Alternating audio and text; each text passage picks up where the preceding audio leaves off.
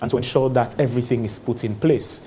You know, I don't know what's Phoebe's assessment. I've been talking for a very long time. I don't know what's Phoebe's assessment of the current, should I say, legal hula baloo?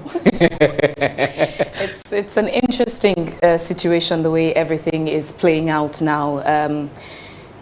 So since we're going through a constitutional review process, these are all the things I think that need to be captured now in the review process. There was no provision to replace a mayor in an instance of a boycott. The Constitution does not speak to a boycott. So I think we should make a provision for that. When there's a boycott, what's the way out? It's a dicey situation. Very dicey. A vacuum cannot hold. But equally so, how do we go about the replacement? It's really dicey, because this boycott thing, you know, APC and SLPP, it's a tit for tat. In opposition, come one day, APC could be back in that seat of the executive arm of government, and SLPP could be main opposition. And what we've seen them do over the years is, oh, you started it. Oh, you escalated. Oh, no, we took over. We did what you... It's a tit for tat. We would not want a situation where if the SLPP gets to opposition at some point, then APC gets to the executive arm. We see a repeat. A boycott. Yeah, boycotts are not new, but, you know, it's the first time a boycott is being escalated to this level. Boycotting, yeah, was on minor levels, but to be escalated on this grand scheme of things, it's the first time we're getting it at this level. So we would not, the people of Sierra Leone, want to see a situation where this becomes a new political strategy, abstaining from participation in governance at all levels. It would not really go well for the country. Yesterday, the EPA started their CLA 2026 at New City Hall. The event, which was supposed to start at 9:30, didn't start on time. It started about 11 or going to 11. And, you know, the EPA people, first of all, they're very meticulous. They're really organized people. It turns out the administration of the New City Hall, that place is crazy expensive to book. That's one. But it's so disorganized. As new as that place is, Mattia, if you watch the videos, you would see that people were fanning. The ACs were not even on to start with. The ACs are non-starter. They could not, even a breaker, it took the EPA people to take their own money to go buy a breaker. And it's crazy expensive. They pay to book that place. Yet it's, when we're about to leave, I wanted to use the elevator. One of the elevators, the buttons, about 3 or 4 buttons don't work. In fact, they're not even there. Somehow they've been removed, either deliberately or whatever. I don't know how that happened. This is a building that hasn't even taken, is it 5 or 6 years since it was constructed? It's not up to a decade, but look at what was done to the building. So you see? So some of those buttons you can't even press because it's not even there anymore. As new as that building is, the ACs could not function at the upside of the venue, you know, close to the entrance. The windows had to be opened just to allow ventilation. As new as that building is, yet there is a whole war within the Freetown City Council between administration and mayor at the expense and detriment of the people. And they're losing money by that. You know, imagine you booked a hall and, you know, the basic amenities for which you booked the hall are not available. So this is what we say. When mama and papa, they fet, the children are not going to eat. So this is what we see happening. You know, basic needs that are supposed to be met even within administrative buildings, manned and operated by government, are being strained because, you know, people are fighting. At the end of the day, we have to call on both the APC and the SLPP in government to have a dialogue. The SLPP quite know very well that they can't function without an opposition. You know, you can't tell me you just do away with APC's representation. It is impossible. At the end of the day, dialogue is going to be the only means and to find a way and see where you can agree and disagree to agree at the end of the day, because everyone is going to be affected. I tell you, our government institutions run because we are divided. There's a song which says, there's unity in division. It is because we disagree on so many things. That's why we are together. If you're a Messi fan and a Ronaldo fan, it's because of that disagreement that you people talk. If we all, just see one side, then it's a problem. We have to disagree. That's what makes us human. But are we going to do that at the detriment of the ordinary lives of Sierra Leoneans? How long will this go? I asked the APC representative, how long will this go? There's also, a planned protest at the end of the day if their demands are not met. When will that be? How will that disrupt the everyday lives of Sierra Leoneans? You can't tell me there aren't people who want to come out and say, no, we are tired with what's happening. There are people who would want to come out and say, we are tired with what's happening. So at the end of the day, you have to find a way and a means to talk it out. Dialogue. Even in our relationship lives, Phoebe. Now talk now, we talk not so. You don't get me started on that. you Okay. Don't get me started on that. Okay. This one, in case, avoid that. Anyway. So but I hope the FCC would fix up their issues, because it's not good for people who come to do business on their premise. It's such an embarrassment. You have an event, you invite your partners, they come only to witness such an embarrassment. The technical units, they're on their own level. Simple connections were a headache. It's just a complete headache. Yeah. Unnecessary headache. You pay, and it's one of the most expensive halls to book, apart from Bintumani. Take Bintumani aside, that's the second most expensive hall to book in Freetown. It's more expensive than booking the other halls from the hotels. Then people go and you're giving them this unnecessary headache. It's crazy. It's crazy. That place needs it, with all the power struggle, yet no one, whether it's the mayor or the chief administrator, whoever responsibility it is, the person or people are not even doing their job to monitor those people. When there's a booking, the client who books the venue should be able to get a smooth ride. The tech people, first of all, they come to work at their own pleasure. Yeah. And it's not the first time I've been there for an event where they're giving people headache. There was another time there was an event. The organizers were there on time, but the guys holding the key came at their convenience. Typical Sierra Leone so style. the organizers were there wanting to set up. They couldn't. They had to wait on the person who was holding on to the key at the person's leisure to come to the place now with the key. The audacity. People pay their money. You're supposed to make it available. Service delivery in Sierra Leone is a complete headache. If people pay for something, let them get the service. That's the least you could do as a sign of respect. The fact that they took the business to you. Yet the council would complain about, raising revenue to fund their operations. Even that hall is part of revenue generation. But if you keep mistreating the clients that come, in a very short while, people would stop coming to book your venue because of the headache. They would find alternatives, and it's not like we don't have options. We do have options in the city. Yeah. They would find alternatives, and then you would keep your hall to yourself for venues, for events now that would come and beg to use it for free. It's just nonsense, complete nonsense. People don't deserve that. People don't deserve that. There's really too much going on in the country. At least give people some respect. You're paid for something, make it happen. Yeah, and I got to try fix the elevator, because me, I don't understand. You go, you want to press the button don't come on. Are you supposed to press her? Some of the, they have 4, 2 on each side. Yeah. The one on the other side, 4 buttons are missing, including the one that should take you to the ground floor. Like so from upstairs now, you can't go to the ground floor in that particular elevator because the ground floor, the button don't come on. Yeah, they can't pull out like you building. It's a sad state that we are in. It hurts me. You see what South Africans do? In South Africa, they've been able to maintain the infrastructure they inherited from the apartheid regime. That's one of the beautiful things about South Africa. Till date, if you go to Johannesburg, many places in Joburg look more beautiful than most places in America. It's no exaggeration. To those people who have been to Johannesburg and the US, you would know what I'm talking about.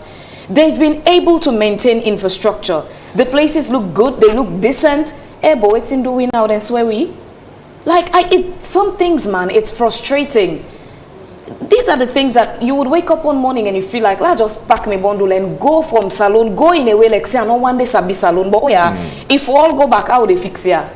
Will not they go, yeah, would they fix her? By power, by force, salon would they fix her? There's no other alternative. We have to fix it. We're calling on both the SLBP and the APC to act responsibly. The future of the ordinary lives of Sierra Leoneans then on our hands. We don't give una, we don't sign this social contract. Una take it seriously. We know say una picking go get for can later because then they're out of the country. But we were there, we are booked pan salon. Now no more we get. Some of we don't ever travel it, but we they beg, una do the needful for the lives of the ordinary Sierra Leonean. At the end of the day, we want to go home and just sleep and wake up the next day. But anyway, today is the 25th day in the month of March 2026. Good morning and welcome to our viewers and listeners from Ghana, Nigeria, Liberia, the Gambia, Guinea, UK, Sierra Leone, and the rest of the world. This is how we welcome you to this midweek edition of Wake Up Sierra Leone on AYV television. We're also live on radio on FM 101.7 and DSTV channel 399. My name is Bokadi Matia. And I am Phoebe Swill. Please stay with us throughout this program. We're encouraging you to be part of the program, and we would tell you how to make your input into the conversation at some point. But before we delve into what's coming up in the program today, let's go for a quick word from our sponsor, Rokel Commercial Bank, and other advertisers. We would be right back.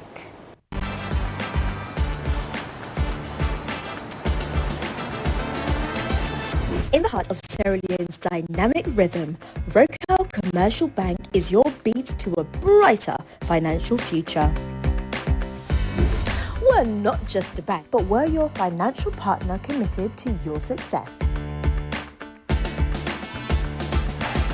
We've got the financial tools you need to rise higher. Our team is here to serve you with speed and a smile because your time matters to us.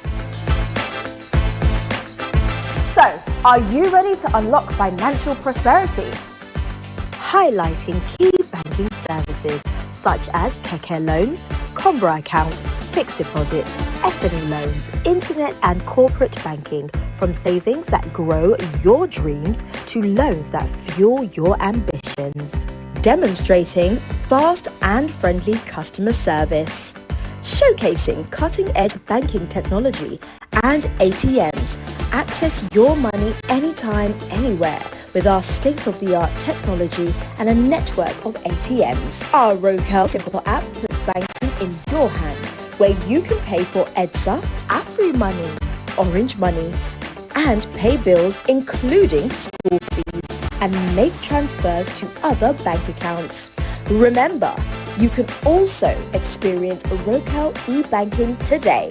Then join us now. Visit any of our branches or explore our website. Rokel Commercial Bank, your bank of choice. Sorry, I go see some business partners. You didn't give me memory, Michael. Can if I can say you give me this people and not to Indy.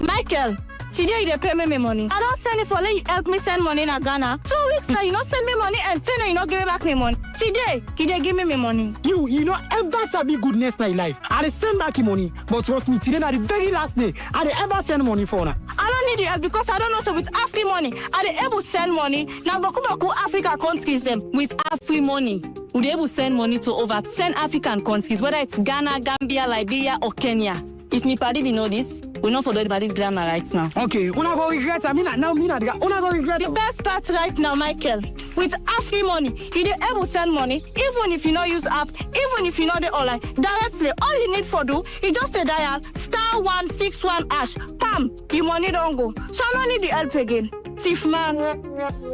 Thank you. Send money to over 10 African countries instantly with AfriMoney. No stress, no excuses. Just dial *161 *1 *6# now. AfriMoney, quick and easy.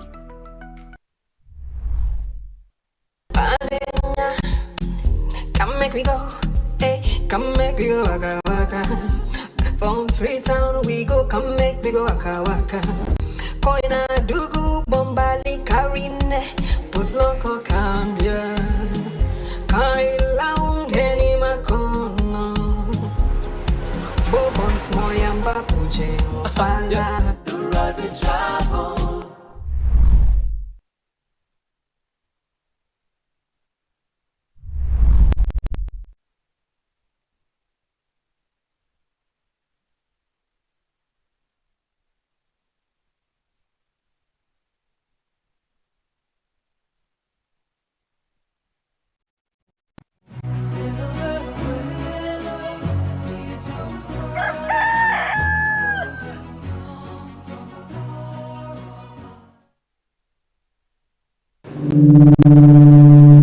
Welcome back. This is Wake Up Sierra Leone on AYV television and radio, and we're broadcasting live from our studios in Freetown. Coming up in the program this morning, today with democracy, well, requires a seat at the table, not an empty chair. An opinion poll by CHRDI, which shows that 76% of Sierra Leoneans see the APC's boycott of parliament and local councils as harmful to democracy, undermining debate and representation. As we ask, why can't citizens reach their MPs? Indeed, as we ask why can't citizens reach their MPs, we shall also be discussing security matters, including the proposed peaceful protest by APC and the over 500 Sierra Leoneans deported from Guinea. We shall be looking at that as well. We're broadcasting from the top of Tower Hill in the heart of Freetown, Sierra Leone's beautiful capital. Though you may be away from our location, but you can be a part of the conversation. All you have to do is follow our Facebook page, that's AYV News, or on YouTube, AYV Media Empire. Use the comment sections, drop a comment or question about the issues we're discussing, and we would make a conscious effort to factor in your contribution in the program at some point. Now, in this first segment this morning, a formal request was said to have been made by rights advocacy organizations for MPs contact details under the Right to Access Information Act. Yet, Parliament, according to them, failed to respond within the legal time frame. This raises serious questions. Are the leaders becoming unreachable after elections? How can citizens demand accountability without access? Is the system failing the very people it is meant to serve? If citizens cannot speak to their representatives, then who are those representatives really serving and representing? Many believe when politicians want power, they run to the people. But after securing the power, the conversation changes. They knock on doors, shake hands, and make promises. But for years, particularly now, many citizens say they don't even have access to members of parliament, their elected representatives. Well, with the ongoing boycott by the APC MPs, Campaign for Human Rights and Development International, CHRDI, the opinion poll shows that most Sierra Leoneans see the APC's boycott of parliament and local councils as harmful to democracy, undermining debate and representation. 76% view it negatively. 72% say it harms oversight. The public prefers participation over the ongoing protest, with 68% feeling democracy is undermined. Key points include that only 26% support the boycott's integrity, and that 72% note harm from the lack of opposition, among other things. So to go into details this morning about this, we have Abdul Fatoma, Chief Executive, Campaign for Human Rights and Development International, CHRDI. We also have lawyer Eleanor Thompson, founder and managing lead, Citizens by Good Morning, ladies and gentlemen. Thanks for joining us. Good morning. Good morning, Phoebe. Let's start with Fatoma. When was this survey conducted? Tell us about the survey itself that was conducted and the methodology in getting this. Again, it's a trust deficit situation we live in. When these things come out, you have those who the first instance is scrutinizing the poll itself. How did you come about getting these figures and these responses? Okay, good. We are running an opinion poll. Opinion poll does not really generate qualitative and quantitative data. It looks into the behavior patterns and the reaction of citizens. And those who organize it, those who will develop an opinion poll, we first of all go to your point, trust, develop a neutral question.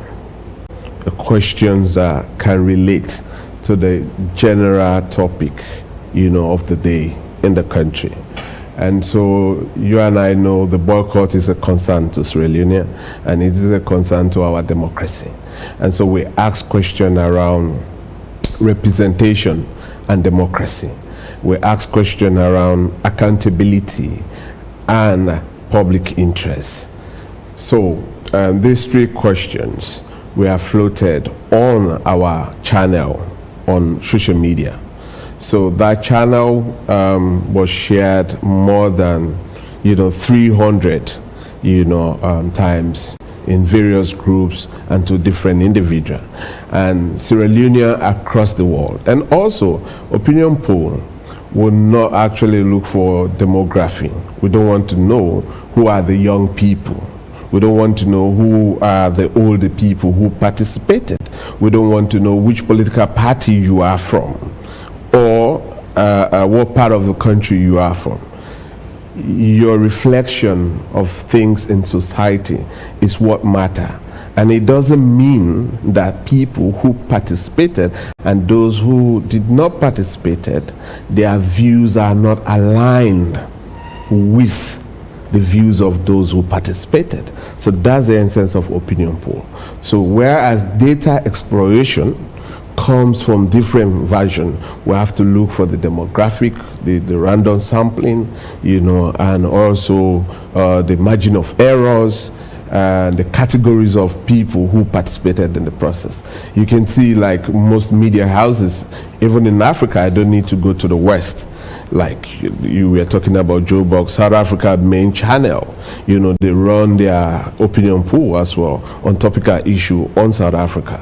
And you also go to Kenya, similar things does happen.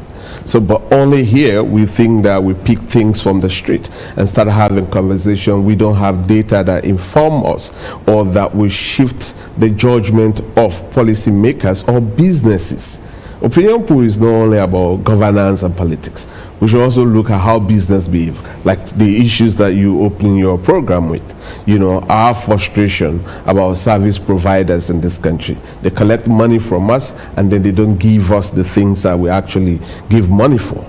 So these are the things we ask, what is the attitude of businesses in Sierra Leone? And when we have such data, it will help to inform business owners how to shape their businesses. Before this data, Sierra Leoneans were just saying, oh, maybe 40%, but who gave you that information? But now we have something that actually shaped the conversation, that says that, these were not Chinese people. These were Sierra Leonean. In Sierra Leone, outside of Sierra Leone, have access to vote. The interesting thing is the APC has maintained consistently that the decision to boycott didn't come from just them or the leadership of the party. It came from their people they represent, trickling to the leadership, then passing the instruction to the elected representatives to say, their people have said they should abstain from participation. That submission by the APC and this opinion poll you conducted, it's speaking two different realities. It should, based on even the presentation you have just made.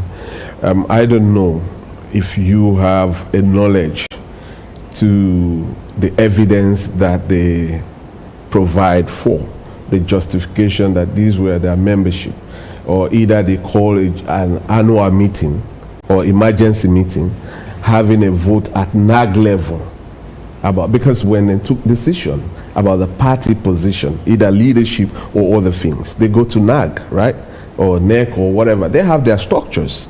So I don't know, I'm not aware if they called such meeting or how many people voted. But now this thing was also available for all Sierra Leonean, not only for the APC and SPP people, but for all Sierra Leonean. But you can see as well, 26% saying that no, they are in support of it.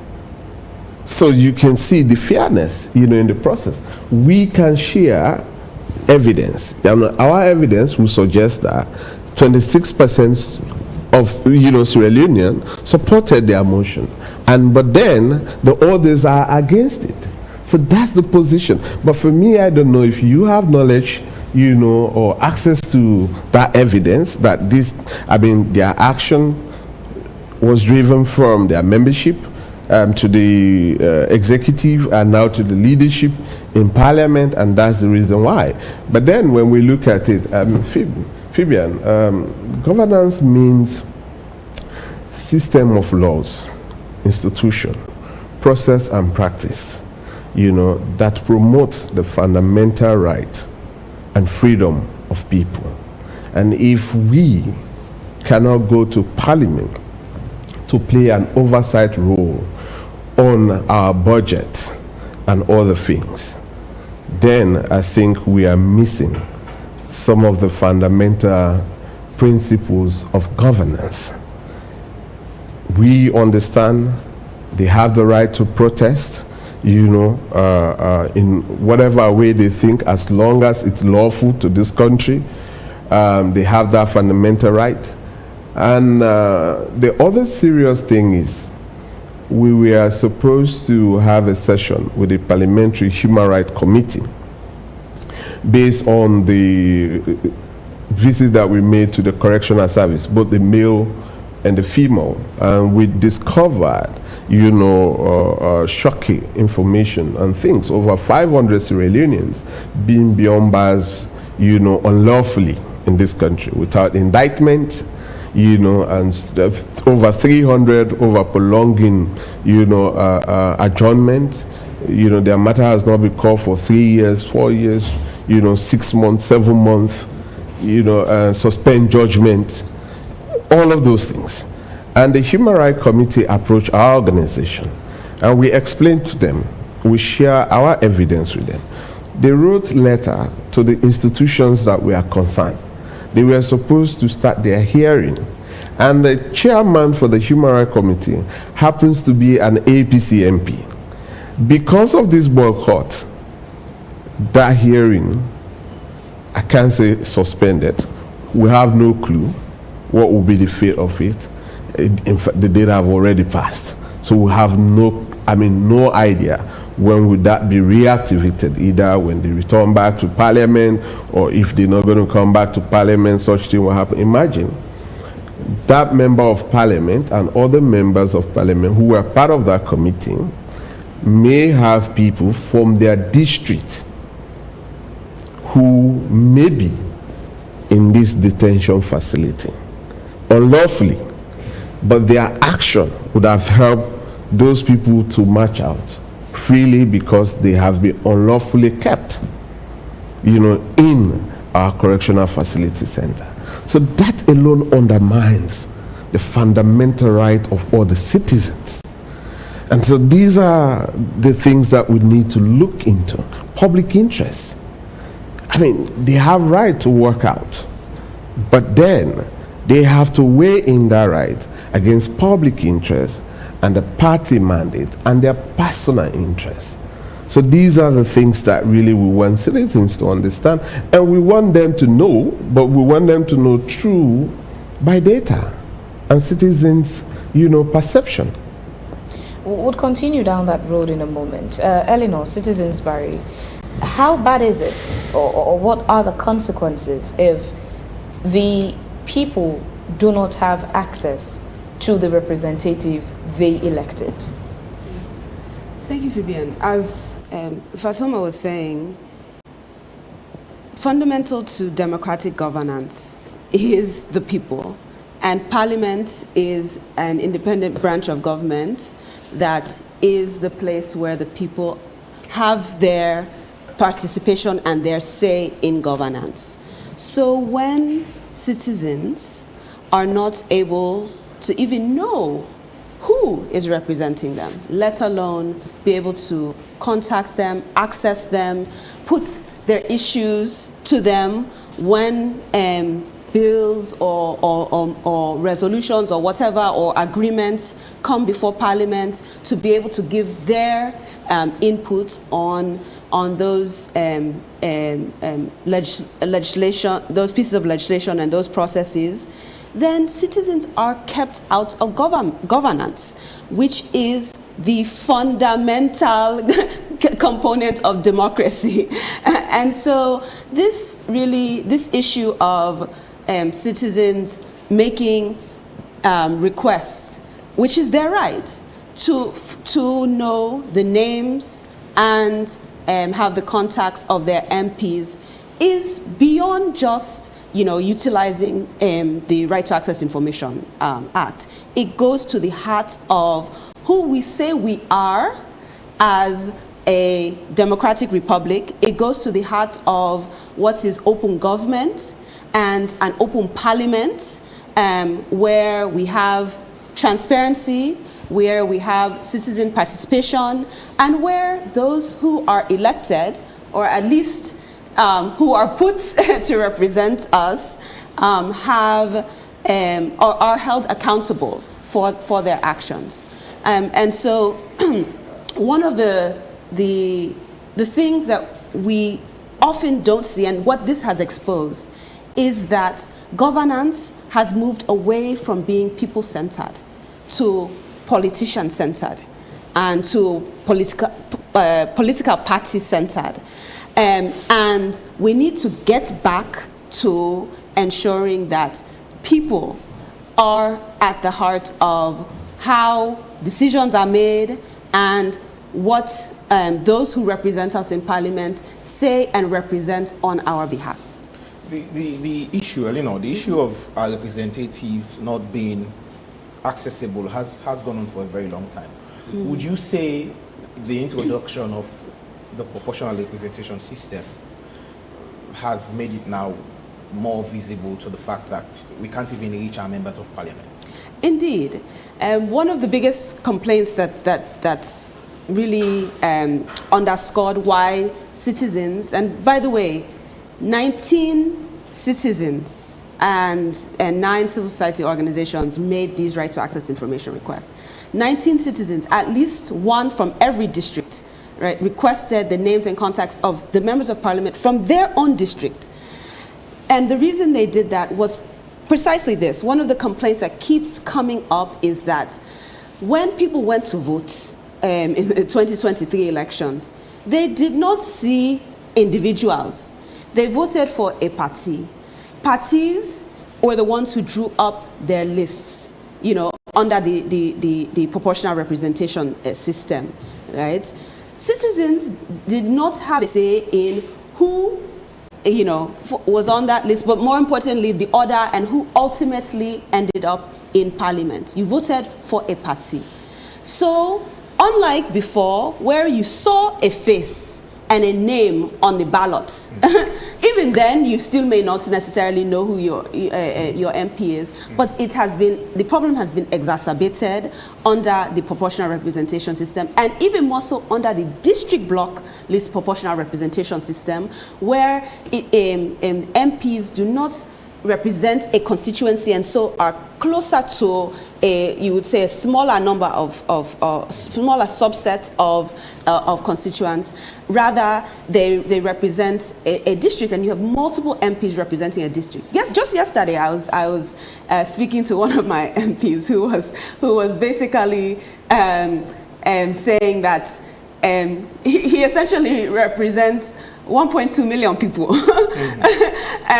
and the challenges of that, right?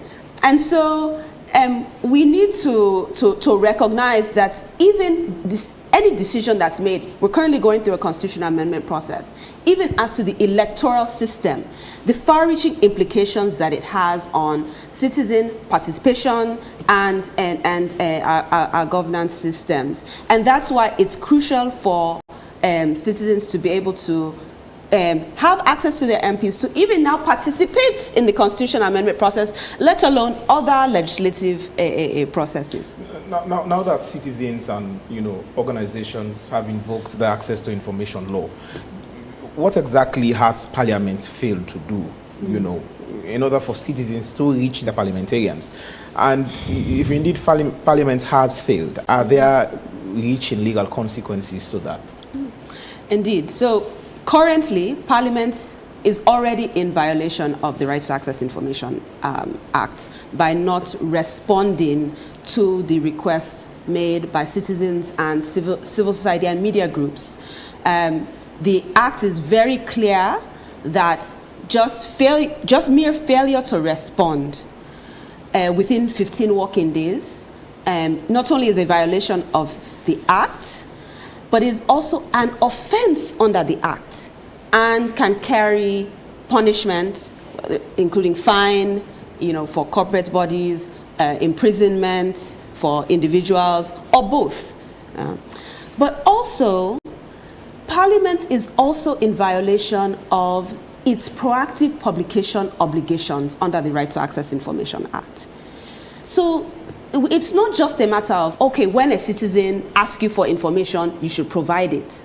But part of that fundamental right to information, which is which we have in, basically that's based on our constitutional right to freedom of expression and information. Freedom of expression is the right to information. And so government institutions or public authorities have an obligation under the Act to proactively publish certain information. In this case, the Act is clear that one of those proactive publication obligations is a directory of your officers or employees. This is under Section 8I of the Right to Access Information Act. So Parliament is also currently in violation of its proactive publication obligation as well, let alone the fact that non-response also is a violation. Should there be a sanction against Parliament or specific officials within Parliament? I'm asking this because even though the law is clear, but I'm struggling to see how the Right to Access Information Commission, for instance, would want to go and meet Parliament and say, you have to do this, and if you don't do this, there are consequences to this, when Parliament has an oversight over the commission itself. Take me through who should be responsible in an instance now like this, that Parliament is in clear violation of the Right to Access Information Act. So why should Parliament be above the law? They shouldn't be above the law, but not be held responsible? Will the Commission be that proactive? Well, you have to ask the Commission that. No, but that is a question for the Commission, and we have seen where the Commission has taken action against when they have not when a public authority has not complied with the Right to Access Information Act. The Commission has issued orders, but this is to be seen. However, it is clear that Parliament is not above the law. Parliament likes to talk about how Parliament regulates itself and what's not, but that only applies. It's the Constitution of Sierra Leone is very clear that let's say insulation from legal action only applies to things that occur in the course of, applying Parliament's rules of procedure. So it only applies to Parliament's rules of procedure or procedural matters, not Parliament's compliance with the laws of this land, the very laws that the same Parliament makes, right? So it's important for us to also, this is a test really, not just of our democracy, but also our justice system, quite frankly, and the rule of law, and whether we do take seriously citizens' rights, citizens' ability to enforce their rights, government's willingness to realize those rights, and whether when citizens try to enforce those rights, they are taken seriously and respected. Abdul Fasoma, quickly, let me come over to you before Phoebe comes in. Now, when you look at all what's happening within Parliament now, I mean, you've just come out with your survey.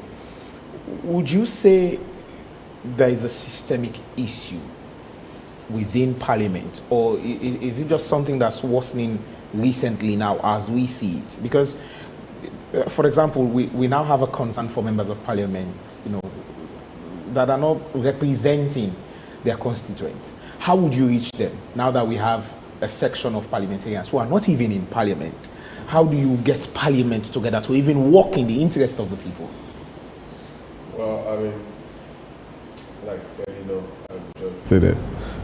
One thing most politicians and even us, the citizens, really put aside is our participation. We think that our participation in democratic process is only during the poll. And democracy is not only about the poll. It's a daily renewal of a contract between us and institution and those who represent us. And with that, that renewal of contract goes on every day with a promise that they will fix things for us independently with sincerity. And when that trust is broke, we still keep holding them accountable. That's the continual participation in the process. Parliament, it's a shame that we have a public institutions like Parliament that failed to display contact information of their, officials who are members of Parliament. I mean, we don't need their personal numbers. We don't need their personal email address. We need official email address. We need official telephone number. Because the justification will be, oh, I don't give me private number, let somebody call me. Can they argue for right to privacy on this one? Can they argue on right to privacy on this one? No, that's the reason why. That's the reason. These are public officials. So their official email address is not a privacy business. It's a public issues. It's a public interest. I mean, now you go to the website of Downing Street. You can see the date of birth. That's a private data protection issue if you are a private citizen. But if you go now on Downing Street, you can see the date of birth of the current Prime Minister, his email address, telephone number, right? How much he earns from the British government, right? But now if you go to State House, you won't find that. Some would boldly argue with you that Sierra Leone's context is different from that of the West. What is the difference? Let me say it properly. What's the difference? We practice in democracy. We're a constitutional republic. We have laws that govern us. And in those texts, there are clear lines that shows that our leaders needs to be transparent and also needs to be held accountable. And the West also applies similar things. We have law, the right to access to information law, that urge private institutions, public institutions, to disclose information, proactive disclosure, right? And they are not in compliance. By the way, Parliament is not the only institution. We have the judiciary, fails to comply. We raised that issue. They were never fined. Very selective. I mean, the right to access, we have been working with them, but they are very, very selective in finding institutions. We also have the monitoring and evaluation agency. We requested for their annual report. We wanted to know government-funded projects and government and donor-funded projects in Sierra Leone. What has been the monetary and evaluation reports, and what are the recommendations? And by law, that report is supposed to be in public. We visited their website and we were unable to get access. And based on that, we wrote a letter requesting. They failed to comply. They didn't send response to us. They sent response to right to access and copied us. And right to access have to ask them, no, you need to send them a letter till date. We're going nearly to 3 months. They have never addressed a letter to us about our request. And in their corresponding to right to access, they said they will only be publishing their first annual report in the first semester of this year. That's the language they use. They are first. And this office has been set up as a directorate under the office of the president. And in 2024, they now have an act of parliament that set up the agency, and now they're running. And since then, since 2018 or 2019, they have been set up. They said they don't have annual reports. But we, as a country, paying our taxes, we have been paying people in that office. Imagine, they don't have, and they have not produced annual report. So in most instances in Sierra Leone, when things like this happen, what tends to obtain is just come to the public and mention that this is the situation, but no further accountability or scrutiny. No, because look, Phoebe, I mean, we tested the judiciary. In case the right to access failed us and then they want to execute, the action, you go to the court. And the very court that will take a decision against the other people, they are also not in compliance with this very law. So how do you take the court to where court? Where is the fairness? How do you take the court to court? I mean, the judiciary is an institution. Currently, you have... They run the courts. Currently, you have a Supreme Court judge, right? Facing a tribunal, right? One of the highest, benches. So, I mean, they are not immune to the laws of this country. They are subjected to the laws of this country. It's clear, even in their mandate in the constitution of this country. It's clear. But being that they're subjected to the laws, in we this only instance have now that for few people. In this like instance now that I'll take this to Eleanor, your lawyer. In this instance now that the judiciary itself is not in compliance, right to access information is not given the kind of response that CHRDI is looking forward to. The judiciary is an institution, but then it's still, how do you take the courts to court? So again, no one is above the law, including members of the judiciary. And so if CHRDI, and CHRDI has, they have, I know they have been very vocal, but also been very proactive about trying to hold the judiciary accountable. We ultimately have to rely on the institutions that are set up. There's a Supreme Court for a reason. And this is why institution building is important. And why when you talk about the independence of the judiciary, why when you talk about appointments to the bench, it starts there. Or even who is elected into as president, or who is elected that makes decisions as to who goes to the bench. These are fundamental issues. So voting is not just about are they vote for me a councillor or me MP, are they vote for this person for can make a community center or whatnot. Your vote has far-reaching implications all the way to whether we end up having independent independent people within the judiciary who, when matters like this come before them, are able to adjudicate them fairly. But I want to also comment on something that you mentioned, Fibian, about, well, this is Sierra Leone in terms of, obligations to proactively, publish information. Yes, this is Sierra Leone, and in this same Sierra Leone, we have precedents of proactive publication of the names and contacts of members of parliament by this same institution that is now not fulfilling its proactive publication obligation. So under the 4th and 5th Parliament, all of that information was available on Parliament's website, proactively published, right? So this is not foreign, it is not new, it is not impossible, right? And currently, so it's just inconsistent in this instance. Yes, there's inconsistency, but also if you go to Parliament's website right now, and you go under members of Parliament, you will see not just the names and pictures, but if you go under more information, you will see under certain members of Parliament contact details. Some are partial, some have full information. The Speaker of Parliament has his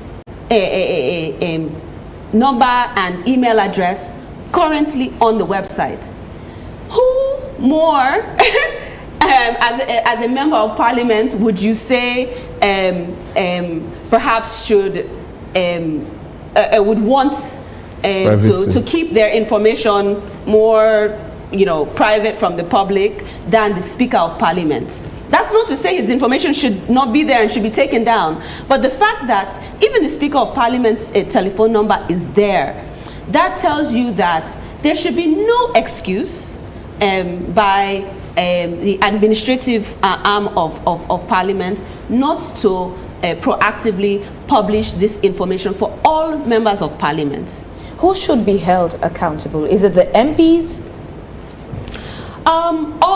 Both the administrative arm and the MPs have a responsibility in this. So the administrative arm of Parliament obviously has all of this information. There is a register, and all MPs have provided this information to them. They have it, right? So, and of course, in terms of the communications unit, public relations unit, that is under the administrative arm of Parliament.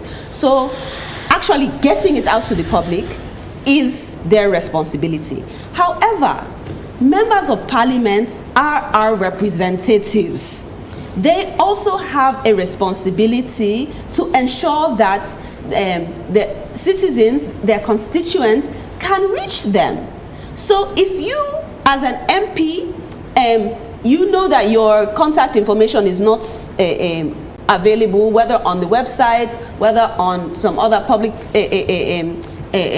information platform, or even in your district, maybe at the district council, your contact information is not posted there for someone who cannot access the internet, right?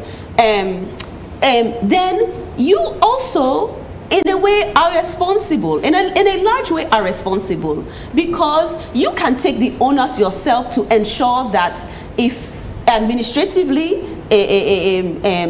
Parliament is in default, but you still want your constituents to reach you, and you ensure that that happens. We've also been joined by Sheka B. Mansaye Jr. He's a political analyst, and he is with us in studio too. Good morning, Sheka. Thanks for joining us. Good morning, Ewewe. It's a pleasure. We'll just continue where you've met the conversation. So this conversation on MPs and the people they represent and access to them, the MPs would always argue they are in touch with the people who elected them. But mostly when they say this, it's coming from a political perspective. They are in touch with the people of their political party. But when they are elected as MPs, they cease to just be MPs of people within that political party, but the people in that entire locality that they represent, which again is mixed. All political parties, and including people who choose not to even participate in party politics. AYV on Sunday this weekend, we had quite an interesting session. Honorable Aminata from the APC, I asked about the decision they took to boycott. She said even her, she got that from her people. Interestingly, Honorable Alpha Khan was in the studio, the presidential spokesman, who is also a member of her constituency. And Alpha Khan was saying to her, but as a member of your constituency, I don't remember telling you to boycott participation because you also represent me. This is quite an interesting situation where they always argue our people, but the our people in their context is those within their political party, failing to understand it goes beyond those in their political party. How do we make them understand this? I think it's a lengthy and comprehensive question which we'll have to, I think I may be honest by looking at the root causes of these problems before profiling those solutions that will enable the citizens to actually understand. You see, we have three key issues that arises with regards to the boycott of our politicians and the current political climate. One is historic. The other one is a social one. The third and final one is interest-based. I start with the historic dynamics. Historically, our political parties are entrenched within their party interest other than the national view. And so the issue that brought their boycott, which is the appointments of the current electoral commissioner, and additionally, according to the conversation you mentioned on AYV on Sunday, which I had to clue to, Honorable Aminata did say it was not just the appointment, but with a list of other issues that surrounds their political relationship with the government. And honestly, I will want to take a step beyond that. And that step is the opposition, yes, will say they have a good reason to walk out of the political system for a while as a reprimand action, but that reason does not suffice when you want to look at the socio-political growth of the country. Like most other observers will say, when once a person is being elected to hold a political office, you no longer serve that political party, particularly when it was a district block system that we went through, meaning you were reflective of what the general population do want in your community. And no one will tell me.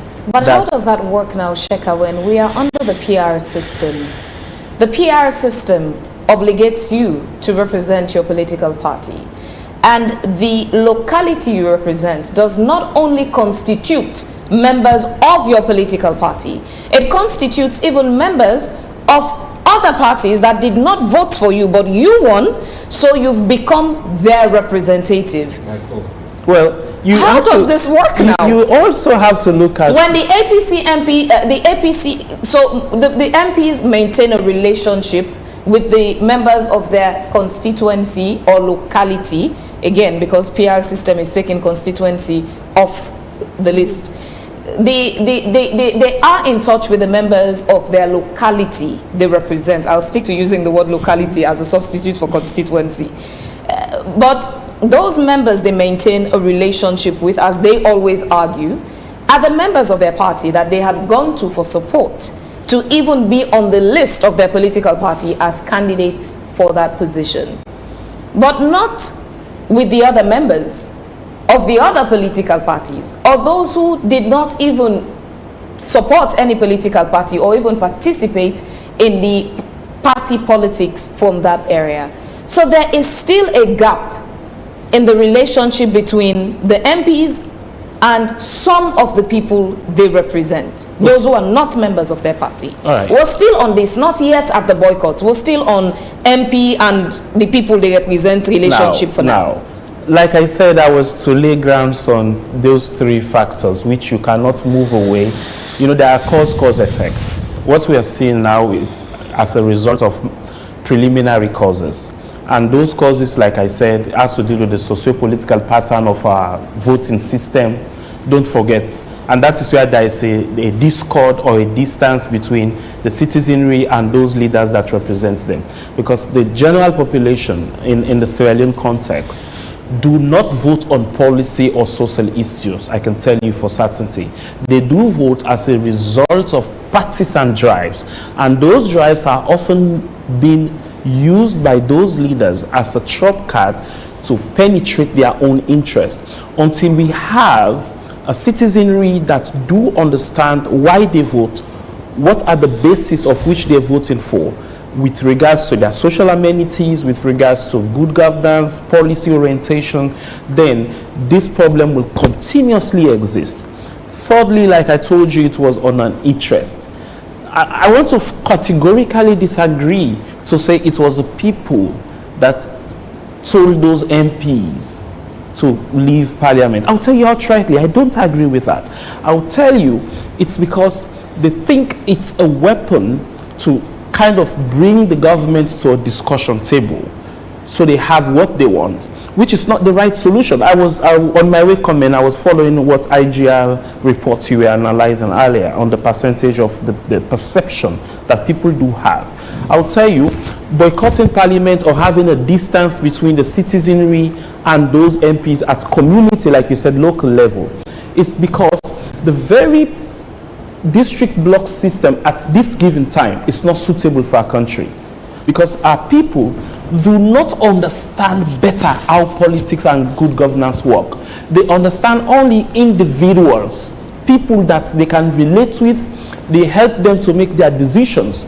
Our illiteracy rate is high, and even those you think are educated do not have the time to be objective with regards to national issues or issues surrounding their communities. These are the challenges we have.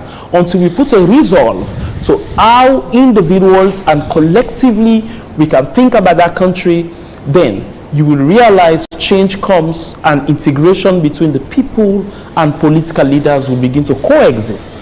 As it is now, you see a politician go to a given community and sell an idea. No verification from the local people. No evaluation from them. Oh, now honorable this talk this. Now so APC say. Now so SLPP say. So they bank on individual messages other than the reality that faces them. We have economic issues. If they think it's as a result of the advice of the people they have in their locality, have they taken actions on the advice and discomfort of the economic system we face? Fear just got up on several figures, not for the first time. 3 good times within a very short period. Did they not hear us crying as citizens that the economy is hard, raising fuel prices is a challenge? Do those MP come out and stand up for us, the citizens? So how would we in any way tell them to boycott or to have a discord because we think it's from us? It's not from us as citizens. Sheka, that's what I wanted to ask. Now, the crux of what members of the APC party are boycotting for can really all be centered around political interest. Mm-hmm. You take a look at the issue of the electoral commissioner. It's at the end of the day going to determine who would become the president or which party will win the next elections. And most of the agreement within the tripartite recommendations, 80 of them, most are centered around, political issues, electoral reforms, etc., etc. They didn't really touch on, economic issues. You're just raising the fuel issue. So if we go by what the APC says, that their constituents tell them to boycott, I have told them to boycott parliament, and they've done so in good faith. What leaves the ordinary citizen now, or those citizens within those constituencies, with representation when it comes to economic issues? Now we're talking, for instance, about the Freetown City Council. We have concerns of corpses around. We've had the issue of sanitation, waste management has been a problem. Madam Eva Akisha has done great extent, but now that there is a vacancy in that seat as to who the administrative head is when it comes to the mayor, how do we reconcile all those? In Parliament, we have several laws that are supposed to pass that need Parliament's, input, parliamentarians' input, and they are not there. But yet they say they are representing, the very people who voted them in. Are politicians being dishonest with us? I think the first problem we have is because we have a very weak and a dishonest government like the current government we have. That's where we should start. The reactions from the APC, yes, most of them are not in line with proper democratic practices in the interest of the people, but there's a cause effect. And one of those causes is because the current, it was on AIV here once I did say we are experiencing a tyrannic regime. I think I was very sure when I said that, and I insist on that. Tyranny is not just violence. Even in making policies that do not suit the citizenry. That's literally. So, we have a government that I think lacks the ability to interface with a listening attention. And as a result, they've weighed also the opposition. I told some quarters some time ago, it was wrong for the APC when they boycotted the elections at the niche of time for them to come back. They weighed them at that point. And the government has weighed the opposition that they back and they don't bite. How can you few days to a national election that you said you are not participating, and all of a sudden, few days to that election, the things you criticize as to why you are not participating, you said they should release the registration data. That was one of the issues APC raised at the given time, and then that was not released. But at the end of the day, they honored to run for the elections. That was the biggest mistake they did. Subsequently, they had another walkout of parliament, you understand, as a result of the appointment of the speaker, the then Parent's position at the time, the clerk of parliament at the given time. They left parliament, said the process was undue and they could not participate. At the end of the day, through other international interventions, they came back. So if each moment, you are my fiancé, for example, or I am your best friend, for example, or couples, every time the wife goes out of the house and then she comes back so easily. So what the husband thinks, don't worry, they go in the car. So that is what they're thinking. I was listening to Minister Chernobyl on AYV here, I think that was yesterday or so. And he was insisting that they have nothing to cajole the APC for. Why? They've tested the waters, and they now know, and they've known all along that they can go along with anything and they get free with it. They've tested us, the citizens. They know we don't have the resolve to stand up because you don't even have the platform in this country, I'll tell you for certainty. So the cause effect begins with how our governments do relate with our very citizens. And it has been worsened by the approach the opposition takes. Shaka, we now have a backup plan to that. The APC has stated that if their demands are not met, they will resort to peaceful demonstration. And I underline peaceful demonstration. Do you see them attaining that? There is no way the APC will be able to successfully hold a demonstration. The climate is not available. You and I know we have a government that will not provide that space. We have to be frank with what we do and say. I've always been frank with my conscience. You and I know they will not allow that space. And even if they do, the current citizenry, including myself and my kids, will not go out for any peaceful demonstration. We saw what happened in August 10. We've seen a lot of things going on in this country. So I'll tell you, the APC will want to mobilize citizens for a peaceful demonstrations, but the outcome, which is anticipatedly not will be good, will restrict citizens not to take part. So I think it will not be a way forward. What I think at the given time is both parties to restrain and exercise some attention for each other, go back to the table and have a conversation over this. Unfortunately, I think the government itself is not ready about it. Could these current political impasse we're seeing, deepen the political polarization that we speak and talk about? because I am concerned. If the APC has genuine reasons as to why they would want to boycott, at the end of the day, someone has to give for something to happen. Who will give? I don't know, whether it's the ruling party or the APC. And how they'll come out to a round table and have a discussion around that, we'll have to wait and see. But as it stands now, we can't deny the fact that we aren't politically polarized. In a probability of two scales, the larger strength takes the power. The government, I'm expecting to take the lead in this case. I mean, it's you look at the weaker party, the weaker strength. The government has all the stronger strength. So they should be able to be reasonable enough to open the doors for a political dialogue. They've started it in 2 occasions. You could remember that. They held one at Bintimani, and they had another one just after the elections.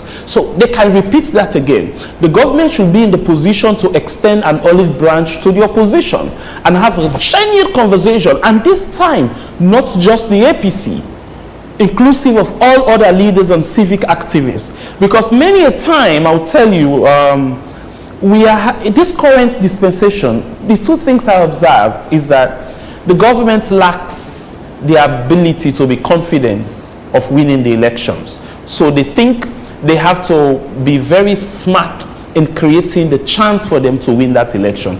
And the opposition have seen that. Even though the appointment of the current electoral commissioner is constitutional, and it's not the first time we had an Eskuruma changing one commissioner whose term was not due at that given time. So I will not also support to say it's a tit for tat. I don't take for that. But I'm just saying the action of the president is constitutional, but it is not in the interest of national development. Sheka, let's take a pause on this conversation quickly. We just got information reaching us through our producer, David Remy Wilson, from Moses Mambu, the publicity secretary of the Sierra Leone People's Party, and it reads, breaking news, SLPP announces acting mayor amid ongoing APC boycott. The Sierra Leone People's Party, SLPP, has announced the appointment of the acting mayor of the Freetown City Council as the All People's Congress APC boycott of governance continues. According to the announcement, Mayor Blah has been designated to serve in an acting capacity, stepping into the mayoral role during the prolonged political standoff. Fatoma, this is quite interesting as we're having this conversation now. This breaking news is getting to our producer's phone from the SLPP saying there's now Mayor Blah as the acting mayor of Freetown City Council. And Mayor Yvonne Akisoya was on her Facebook page yesterday arguing that according to the Local Government Act of 2022, it makes no provision for an acting mayor under any circumstances. Among the 3, I'm the best to first respond, if you think so.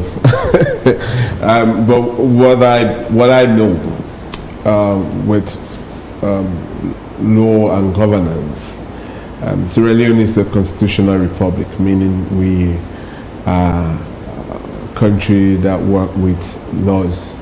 And we should, even in some large, or larger cases, we don't actually respect laws. When you look at the local council thing, you have the political power and you have administrative power. So, for example, you have the chief administrators. They run the administrative affairs of the district municipality governance structure.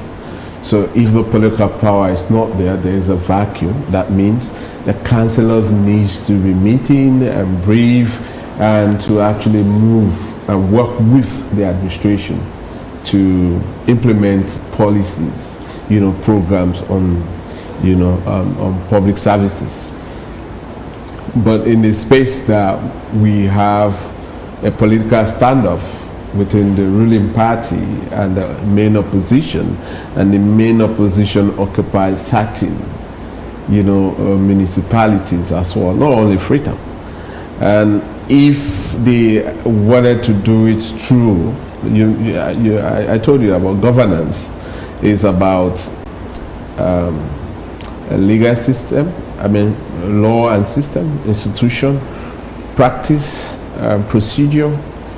So if this process is under the actual practice and procedure, we should have seen a uniform acting mayors across the cities that APC is actually running those cities.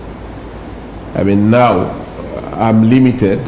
The information you just shared with us only suggests that Freetown has an acting mayor. So what about McKinney? What about Port Local? Or probably other cities? If it was done through practice and process, right? And these are the things that, we have challenges. These are all political tools. APC working out, and now they said that, okay, you work out, we bring it acting. So each will trigger, conversation to sit around the table. And on the screen now is the picture of the proposed or supposed acting mayor. Continue, Fatoma. Yeah, and so with this kind of a thing, confusion for citizens and residents of the cities, definitely pressure is going to come from the citizens to urge government and the opposition now at this stage to actually bury this situation, because this will extend to possibly a civil unrest. This doesn't seem like a fire and ice situation. It sounds like a fire for fire situation. APC putting fire because they feel the way they feel. The SLPP-led government that has the responsibility of executive arm of governance right now are also putting out the APC fire with another fire. How do you think this is going to play out for the nation? For me, I think we are seriously disadvantaged as a citizen, because we vote on regional lines, not only political party line, but clearly on regional line, and on a strong tribal line. Like you were saying, the political party also misinformed people in this country that the district block system is all about the party. It's not the party. It's not the party who is voting for you. It's about citizens of this country voting for you. But the thing is that now people are not voting for individual. People will be voting for the party. And so that is the reason why, to them, the way they organize their own PR is the party that we select. But even before, it was not us that actually select the members of parliament under the first past the poll. It was also the party that select these people and award them symbol.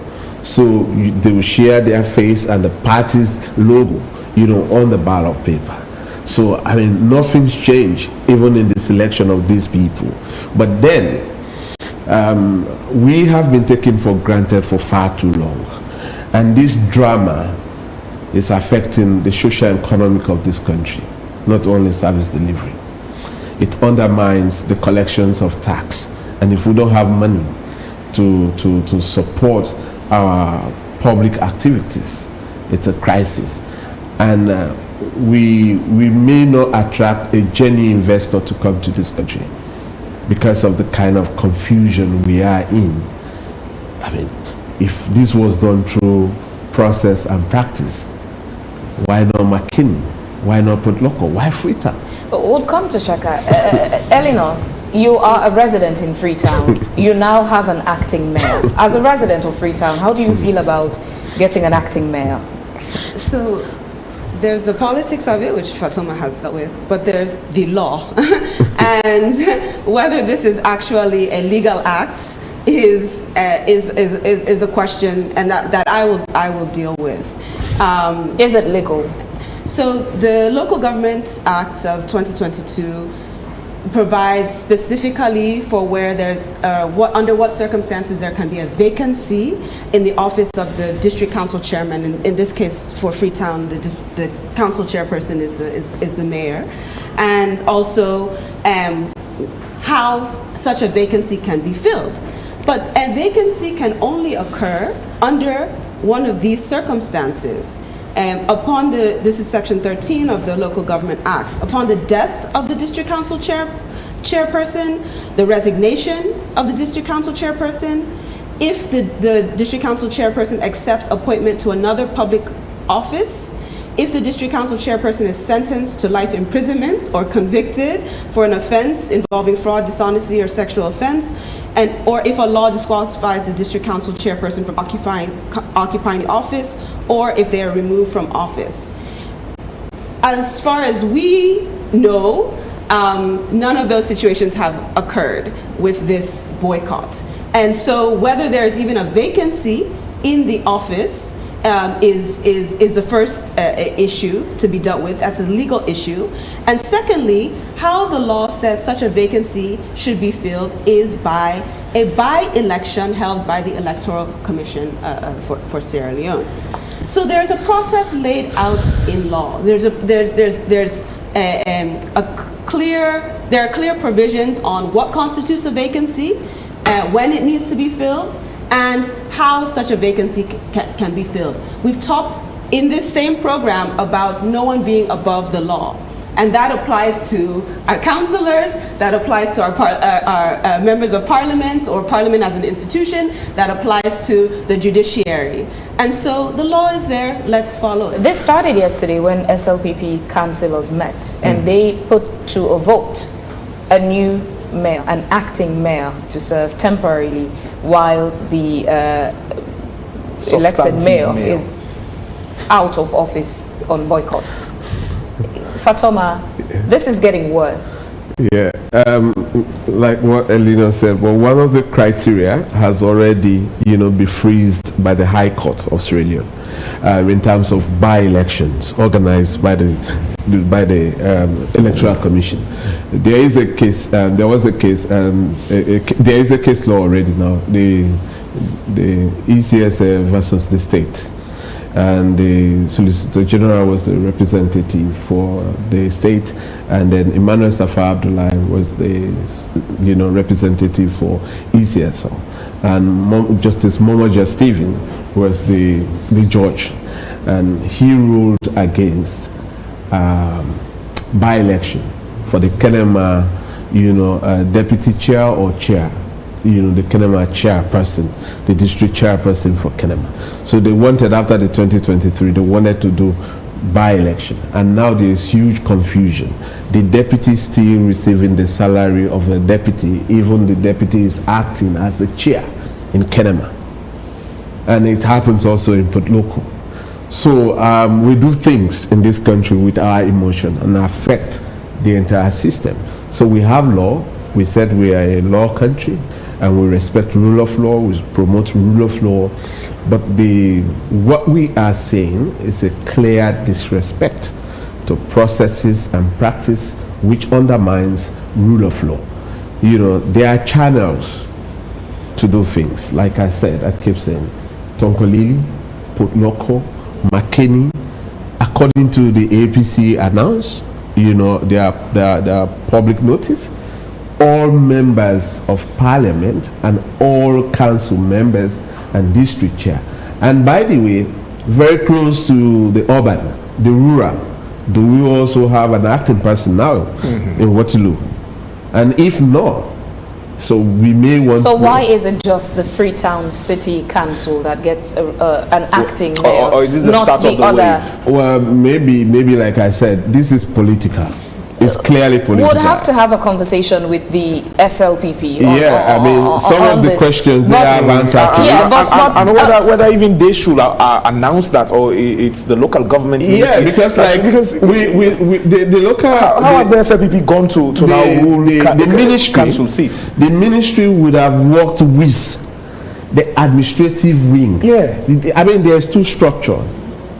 You have the political leadership at each council, which are the elected people to power through by the public. And then you have the civil servant who run the administrative affairs, who are the engine of the councils. So now, if there is a political leadership vacuum, the Ministry of Local Government, who plays an oversight role over the council, would have engaged the administrative wing to ensure that services, continue, to be solved by people, and government continue giving the support that the council supposed to be receiving. And with that, and then they settle their political differences. But now, the stage where we are, this one throwing this, you have boycotted. Now I've inserted somebody and dressed. Where's the picture? But just before we let's learn from this situation. Do you think we've come to a point now where we need to include in our laws a boycott? Eleanor just read out the portions of the law on what would constitute a vacancy. Yeah. Back in those days when this was put together, a boycott was not considered, was not captured. We've seen boycotts are not new in Sierra Leone, but this is the first time we're seeing it escalate to this level. Do you think it's needed now that we review the law and capture a boycott situation? What can be done? Peradventure, there's a boycott. Back in 1965, we have what they call the introduced in Parliament, and now it's a law, which they call the absenteeism bill, but now it's an act, and so they still use that. I mean, that's also the weapon they're using on the current members of Parliament. But do we also have continued absent from sitting, at the district council? Yes, in the Local Government Act. So boycott, for me, I don't think we should. What if you're absent from work for a particular number of time with no valid reasons? Maybe, but for me, I mean, these are issues that we need to negotiate on the table. We need to dialogue as a country. Negotiation and dialogue is not absent in business, so it's not also absent in a contract between citizens and the politician. Political party to political party need a constant dialogue on issues that they disagreed on. The problem we have now in this country, Fabian, like you said earlier when we started, is the issue of trust and confidence. We don't even trust one another. Some people will be discomfort with me saying some of these things, even though they are right, they will accept it later. But then if you ask them if I should lead a process, to resolve the issue, because of my family name and because I'm also from the South, some people will vehemently reject me, right? Even they are from the South or from the East will reject me. And even some from the North or from the West, they will reject me just because of these factors. My family name, where I was born. For those fundamentals now, it's about trust and confidence, and we affiliate it to where you are from, your friends. That is our biggest setback now in this country. Sheka, as we round off, where does this leave us? I remember a few days ago, I was talking to the Minister of Information and Civic Education, and I asked him, rightly so, what will be the next step now that you have members of Parliament who are not in Parliament? Will they still receive salaries? Or would Parliament or government consider bringing those who are second on the list to replace those when, if and when, or still this goes on for a very long time? Now we started seeing the appointment of an acting mayor. I'm still trying to find the legality of this appointment and where the announcement is coming from, whether it's the right channel. I have problems with that. I stand to be corrected, but I'm still trying to find a legal basis. But where does this leave us? As citizens who are just watching, two people fighting, basically. It leaves us to begin to envisage an electioneering process that will be very much full of disturbances. I mean, these are the the symptoms now. And your question about whether they should be paid or the due salary, again, it's, I think, 30 sittings. And being that Parliament was in a recess and it should reopen, so let's see what happened. And there was an argument from one of the MPs on another program who says even him speaking on that program was doing his duty as an MP. Then the other thing is about what would these decisions, I mean, the new acting mayor, the boycott, where would that lead us? So stagnation, underdevelopment, impolite political system, setback, as Fatuma did say, is just bringing us back. We take 10 steps forward and we take 20 steps backward. That's where we are. And that is why you don't set bad precedents. Remember, we had an opportunity to even do the constitutional review during Justice Cowan's time. And one of those key elements were for us to have a committee that would recommend for the appointment of the Electoral Commission. But nobody hit to that because it does not suit a given party at a time. So our problems are historic. And now you are having a mayor of which they don't even have the quorum. That I'll tell you, go back to the act and how many SLPP MPs are there. And if that's the case, like the other speaker did say, can that be applicable in all other regional mayoral seats or chairpersons where you have predominantly APC? Is that correct? Will that happen? The answer is no. But why Freetown? Because Freetown is a center, is a pivot of the political play. And why do you think, in fact, there was a proposal to make sure the mayoral seat of Freetown is being divisive into two? Because here is the gameplay.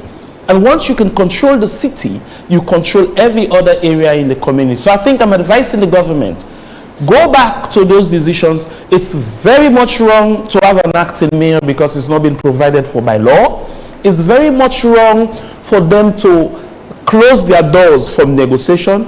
And then to the opposition, APC, boycott is not the way. Ishaka, let's look at this move. What does this speak to and the current developments? Now, we have a party that has boycotted and a government that's not willing to sit down on the table. Isn't that what this appointment is saying? That if you can ask your mayor, your councillors, your members of parliament to boycott, we can appoint people in your stead that will serve in those positions. And I'm saying this because you can't say for certain the chief administrator, for example, who is a civil servant, can't run administratively the functions of the Freetown City Council. And we have positions or duties that mayors need to do themselves, occupy. Now that the mayor is not there, and you raised a salient point, what happens to predominantly APC-controlled councils, where probably they just have one or two position for other council members who are SLPP? What happens in those areas? I know you stated that you were not going to discuss the issue of tit for tat, but members of the SLPP have come out on social media to raise the argument of you did it the last time. And the case in point they cited was the Sierra Leonean case in Kono, where he was removed. And even though, let me take you through, that publication was on the 26th of February 2016. Request for presidential clearance to suspend some key officials of Koidu New Sebon City Council pending outcome of an investigation committee set up to probe the outcome of an internal audit conducted by the Internal Audit Department of the Ministry of Finance and Economic Development. So this issue clearly has something to do with an audit. This is not a boycott. But at the end of the day, the arguments that proponents of the Sierra Leone People's Party have come out with that Sir Emerson Lamina, even though he was not found wanting, was not reinstated again. He went on leave since 2016 and was on leave until the 2018 elections. Isn't this a tit for tat we're saying? I think the situations differs a little bit. They do differ a little bit. And then somehow they had intended to take procedural actions, even though they flattered most of what would have been done with regards to Sierra Leonean. And I don't want to build a precedent that because the APC, the APC was a very bad government, which you and I know. Imagine the presidents of this country sacked a whole vice president, which is more worse than the mayor of Kono City. So if I put them on a scale, APC was a government which was in deficit of governance. Okay? But that does not mean when the SLPP come, they have to repeat those situations that we voted in the SLPP for. I think what we complained was the APC was not having good governance, the APC was exploiting with corruption, and then we have a government that came, which is the current government, is doing worse than those we criticize. So as activists, I think we are focusing on what is the interest of the citizenry. The interest of the citizenry is to ensure that you that comes don't come with a tit-for-tat procedure. Come with an attitude of change. Change is the key word here. But if we cannot see change, then I think we should simply just ban APC and SLPP, and we have some new folks in the block that will lead us. Because if it's a round table of trouble they are causing for us, check our economy. Why? Because we have bad governance. Check the current situation in the country. And if you remove SLPP now and you bring in APC tomorrow morning, we will have the same problem because of our conscientization, the way we think, the reasons we vote people in. I know I would have been wrong last elections to have not voted, but I deliberately did not vote because I don't see a reason to vote for Samura Kamara, neither for President Madabio. I did not. I abstained because my vote worth more than those two political parties. Me and my God, I will tell you for certainty, I did so. I know it's unfair on my civic rights. I'm abusing my very self, but I take comfort in not giving my vote than would have given my vote, and I regret at this point in time. So what is the solution is, those leaders that think that boycott from parliament is the solution, like I said, the APC, it's a wrong approach. Because at the end of the day, they will come. All what is happening, trust me, in 2 months or a month or weeks from now, you will see negotiations coming, they go back to parliament. Why? They want the money. Who told you? Do you think our MPs will actually abstain for 1 year to elections? They want to canvass money for their campaigns? Do you think is that possible? It's a big no, my brother. It's a big no. Where does this leave us legally? Now, I spoke with Dr. Kelfla Amara and asked whether the APC as an institution trusts the courts. This should be a perfect opportunity for someone within the APC to test the corridors of the court and say the appointment in itself contravenes, the very sections of the Local Government Act. I can't say for certain whether that would be done, but would you encourage that?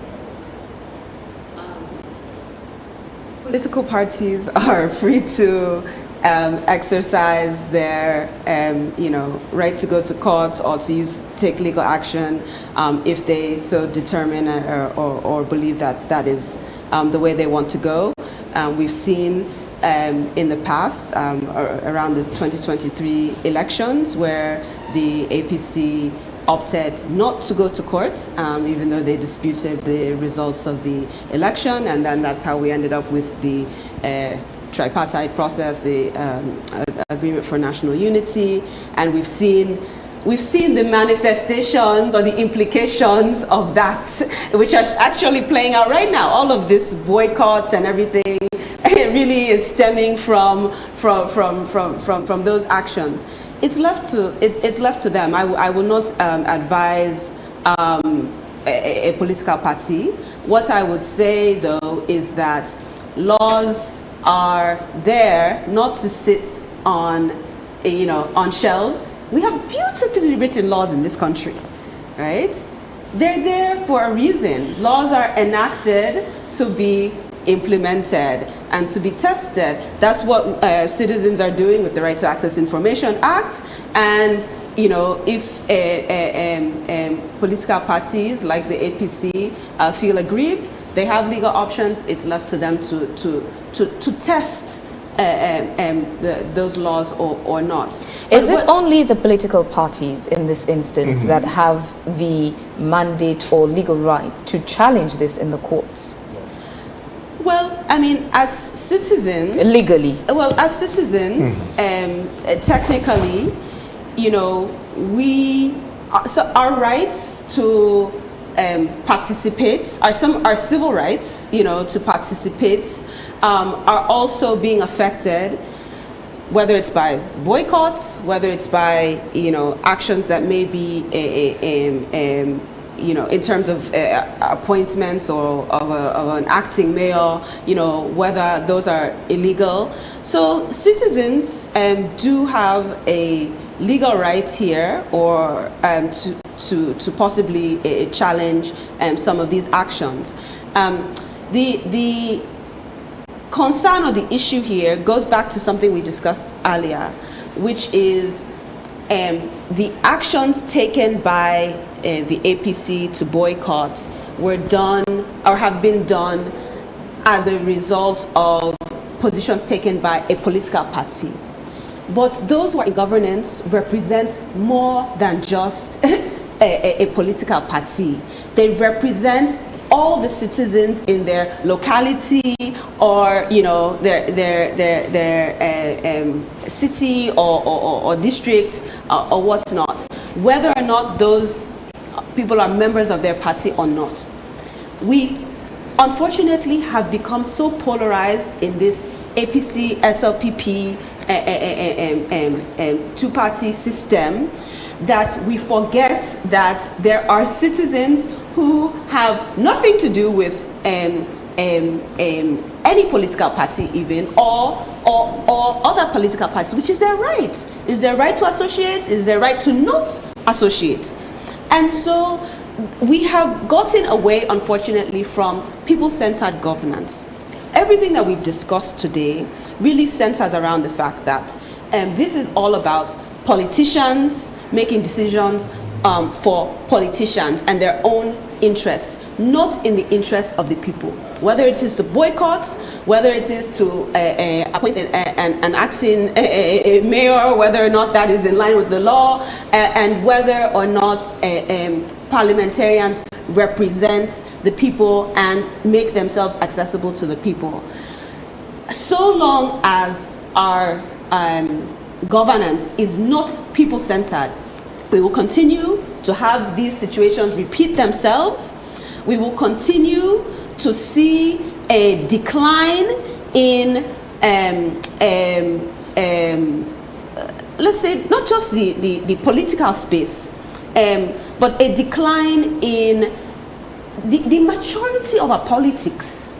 Our politics continues to backslide, I would say, because we're not taking it forward because we get into tit for tat or petty, you know, disputes. Utilize the law, but also ensure that citizens remain the center of the decisions that are being made, and those decisions are supposed to be made on their behalf. Fatoma, do you think it's apt at this point for citizens to take up this issue? Take it up in a sense, there are those in the areas that APC got the opportunity to represent those areas. There are those who are not members of the APC, who are not a party to encourage APC to boycott. Do you think it's an opportunity for them to take it up with the APC legally? And also, those who feel, the comment section is quite interesting. There are people commenting now about they didn't vote for this acting mayor, blah. Is it also an opportunity for citizens to take it up with the SLPP-led government, where the politics between APC and SLPP is now really affecting citizens who really don't give two hoots about what's going on with the APC and the SLPP, but they are caught in the crossfire? I share light on that earlier, that we are having a setback because of political misunderstanding, and the two parties are refusing to go on the table to dialogue their indifferences, and so that we can move.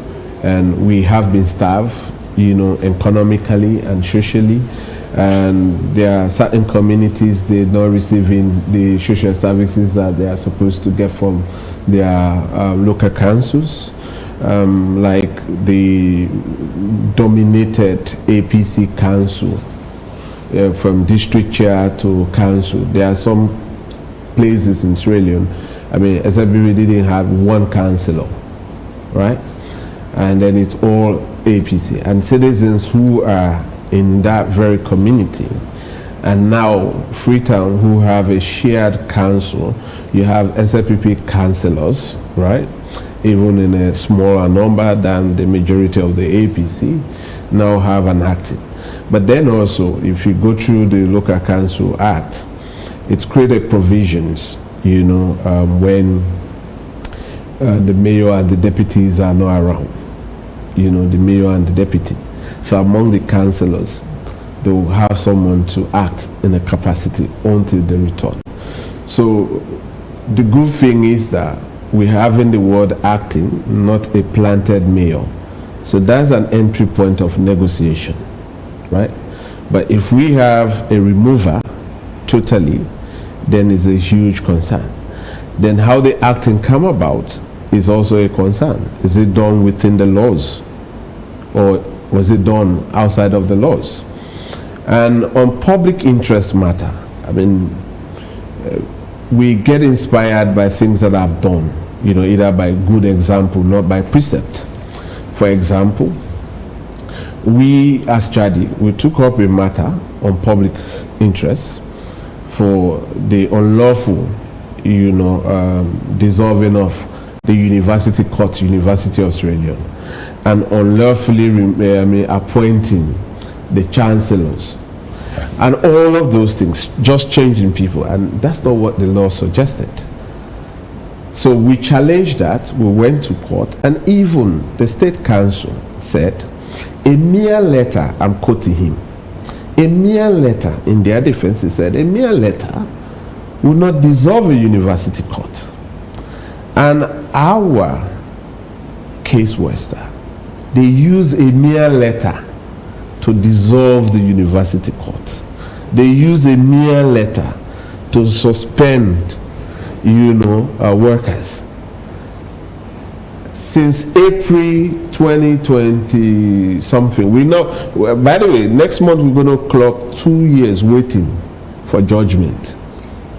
This is a public interest. There seems to be a lot of audacity.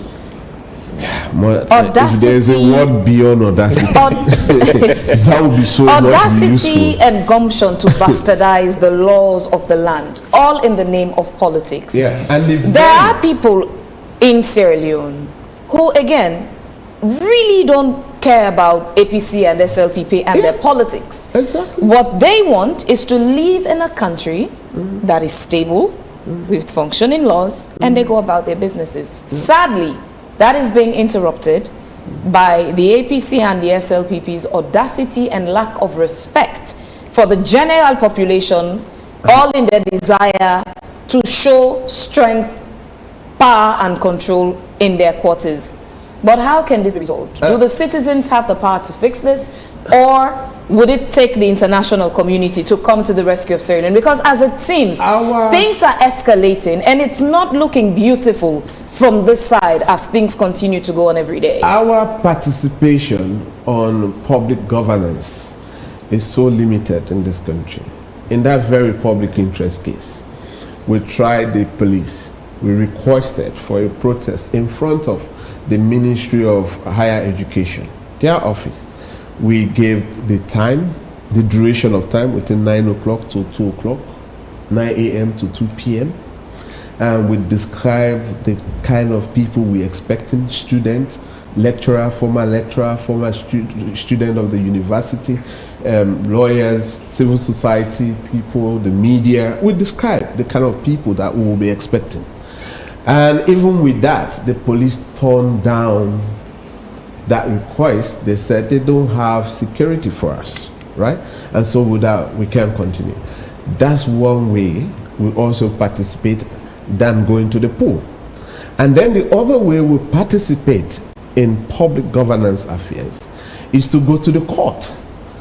The disappointment and the frustration is the court that's supposed to respect laws blatantly disregarding the provisions of the Constitution in this country.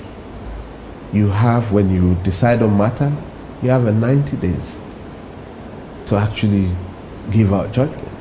Since April, the other time, and April this time, we will be clocking 2 good years, 24 months, 24 good months, with no explanation. And they will even use it when we do our campaign on judiciary activities.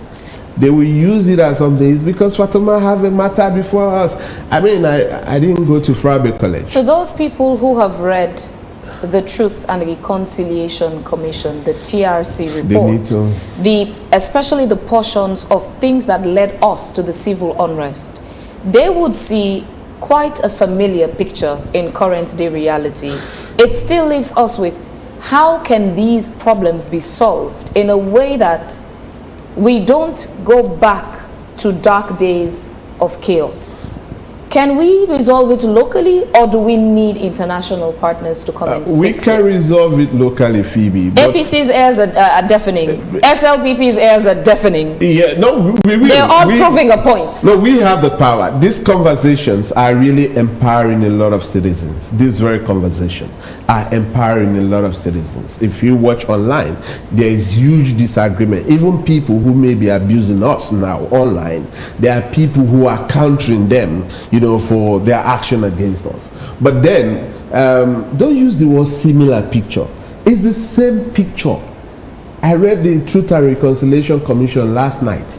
For 2 days I've been reading that for other works that I'm doing, right? And when you take a look at those things, we're in a country where we believe in revenge.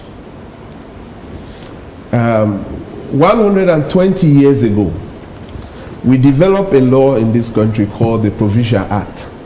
And if you are not a native of the provision, for own land or property, for 21 years, the chief get the power for taking away from you, right?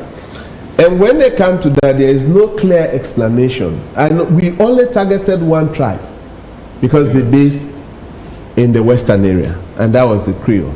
But imagine I'm a native of Southern Province. For the provincial, I'm a native of Southern Province. But I'm not a native of Eastern Province. So meaning, I'll be also not having the right to go to the Eastern Province to acquire land for a longer period. But then we only targeted one because we didn't consider the West to be provincial. Then, 1945 to 1960s, we were having a local council. We dissolved local council, we deprived them and dissolved them out of the same revenge spirit. 1965, we have the absenteeism bill. When the APC saw that as a threat, when Sheki took over power, what they did, it was to constitutionalize a one-party state. That they don't even want you to belong to other party. You were saying to us, if we don't attend parliament, you're going to remove us and bring somebody under the Absenteeism Act. But now, we are not going to say you're going to stick with us. So, we have been living in a vicious cycle. Over years, over 60 years, we have been in this pattern. And the perpetrators are the APC. It's us, the citizens. But still enabled by the people of the country. It's us, the citizens. Yeah. We support them. Citizens support them. We have a lot of people who are not representing us, but they are a strong supporter. They can even burn down your vehicle, your house, or other property, destroy you. Or, the politician will not go and kill you. They will send our compatriots who are not representing, who don't maybe have a political card, to chase us, right? So But then it's because we don't have that space to dialogue, not only on the table. We need an open space to actually dialogue. But we have systems in this country. Neither the APC want you to criticize them, neither the SFPP want you to criticize them. I've been arrested and detained in this country and accused of treason for holding parliament accountable. And my passport was confiscated for 45 days, right? For just doing my work. And you have others who have been arrested and detained also for raising questions. We've had journalists who've been driven away from parliament for questioning. You know, so these are all issues. We need that space. But when that space is not actually, I mean, not allowing us to sit at AYV and say things that you are comfortable with. But then let's have the space outside of the studio. We need a space to protest. If you don't want us on the street, you do political rally at Atuga Mini Stadium. Give us Atuga Mini Stadium for 2-3 hours. We'll express our view to government that we are dissatisfied with this policy, that policy, or this action.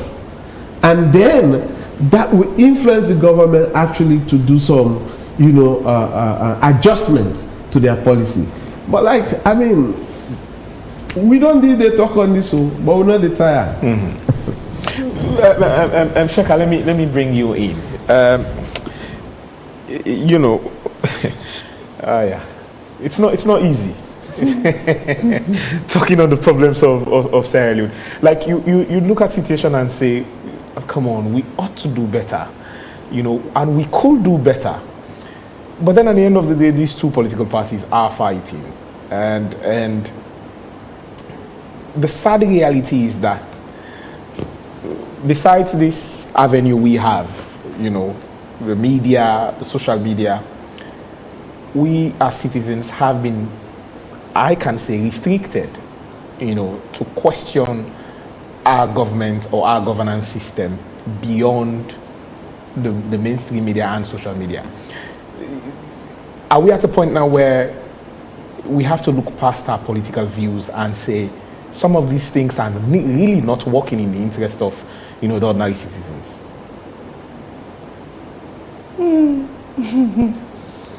Indeed, they're not working. But when they are not working, what to do? Firstly, we actually need to go back to our constitutional matters. Obama did say you need better and strong institutions other than good leaders. Because leaders can be, or they are liable to change based upon what they meet as policies or as institutional structures. Our 1991 Constitution gives enormous powers to the presidency and the executive, of which we need to revisit. And that is why many times I blame former President Koroma for wasting that opportunity for all of us. Because that very constitution, though I was young, but I was active in youth activism, and I took part, and I was very much knowledgeable as to the contents of those subject matters that were raised from diverse group of Sierra Leoneans. And at the end of the day, nothing was done. So until we go back to that constitution, we address the executive arm of government, we limit our judiciary, and we try to work on the separation of power. Separating powers not only by theoretical or academic knowledge, but in reality, so that the citizens will gain access to what is due to them. And what is due to us citizens, that freedom of expression. Now we have the Cyber Act restricting us in several ways. Two, we have an executive arm of government that is much powerful than us, the citizen, and that should not be the case. Us, the citizens, should be more powerful. We are the employers. Without us, you don't have a government. We pay taxes and we vote, don't forget. We give our legitimate rights to you. And when we give you that legitimate right, you have, well, you have a beneficiary principal relationship, of which we give you something, and that is our rights. And that's why it goes with our responsibility to as well to adhere to rules and regulations provided by the state. But you in charge of guiding those rules and regulations, you are the first to abuse those rules and regulations. And at the end of the day, you want us, the citizens, to be happy.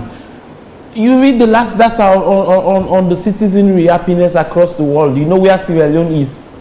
But Saloma will get courage. We'll be suffering and then we're smiling.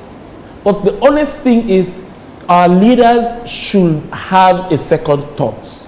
Particularly this current dispensation, from the days of Ernest by Kuruma to today, we've been suffering, and we are still continuing this. I don't know how to put it. Like Fatoma was saying, no, we should not use Audacity. I agree. We are far above Audacity now. They just don't have the audacity, but they have what I have always said, the tyrannic nature of leadership. They are just tyrants to us. They don't consider our rights. They don't have an iota of feeling as to what we think. This is a country, you want to increase prices, you don't consult your citizens. And the citizens say it's not right for me, they say, well, go and wait. Your view doesn't matter. How? But we are your employers. Do you think Mr. President Manabio should be there if we don't vote? No. There will be no leader if there are no elections. And who are those people that have to vote? Us, the citizens. On which grounds? On our legitimate right. So if we give you a portion of our right, which is our civic right, handle them with care, which they don't do. I think that is my take. Our leaders should be very much responsible. I don't want to say they are irresponsible, but they should be very much responsible as to the way they treat citizens of this country. Let's take a look at the comments in so far. I think just before we do, Eleanor, you wanted to make the submission? So, yes, civic participation is low. Yes, the antecedents of the war remain, and we see the cycle repeating itself. Yes, politicians completely disregard citizens in governance and in decision making, but all hope is not lost. We can break the cycles, and with the cycles that Fatoma mentioned. For instance, you mentioned the Provinces Land Act of 1927. Luckily, the Provisional Act. The one that you mentioned. No, it's the Provisional Act. Sorry, let me. No, I didn't talk about land also, but the Provisional Act of 1906. Okay, so I'm talking about a particular 1906, not 1920. Okay, you mentioned not being able to own land in certain ethnic groups, not being able to own land in the provinces, which comes from the Provinces Land Act, and that's antiquated. Luckily, again, because of citizens like myself, who is one of the drafters of the Customary Land Rights Act of 2022, we, in being involved in legislative processes, were able to ensure that that antiquated and discriminatory law was repealed. We have a new law on the books that that not only ensures that any Sierra Leonean can own land, in the provinces, obviously still with respect to our customary laws and practices, but that discrimination against certain ethnic groups, discrimination against women are removed from our laws. That is an example of the fact that we continue to make change. But more importantly, Citizens Barry exists precisely to break the cycles that were mentioned. Citizens Barrier exists as a platform for citizens to not only get informed, but also to collectively take bold action to address the injustices that we're facing in society. I'll give you 2 concrete examples of that kind of bold action making a difference, where people would have thought it would be impossible. One, a community within Freetown whose land was leased by the local government to a church for 1 Leone a year for 50 years without consulting the people, ended up taking the local government to court. This is the first time in this country's history that we know that a community has taken the local government to court. So the audacity that the politicians are using, we as citizens can meet that audacity with more audacity, right? But in a way that uses not just the law, but uses innovative and non-violent means of expressing our activism. We know that how the Public Order Act is being interpreted has prevented peaceful protests, right? Instead of continuing to insist on that, whilst trying to change that, but you can find innovative means of engaging in activism in different ways. Another example is what we came here to talk about today. The 28 citizens and civil society and media groups, CHRDI is also part of that, who simultaneously made right to access information requests to Parliament for the names and contacts of their MPs. Nothing like that has been done before. And that bold action, we can see, is pushing Parliament to fulfill their obligations, not just in terms of ensuring the right to access information, but also what citizen participation in governance means, what open parliament means, what open government means. So all hope is not lost. We have to continue to push, to meet their audacity with even more audacity. And that's how we will continue to change this country. Yes, Christopher Massakoy on Facebook says, sometimes it feels like we cannot move forward in Freetown because our leaders have more energy for political parties than for developing the city.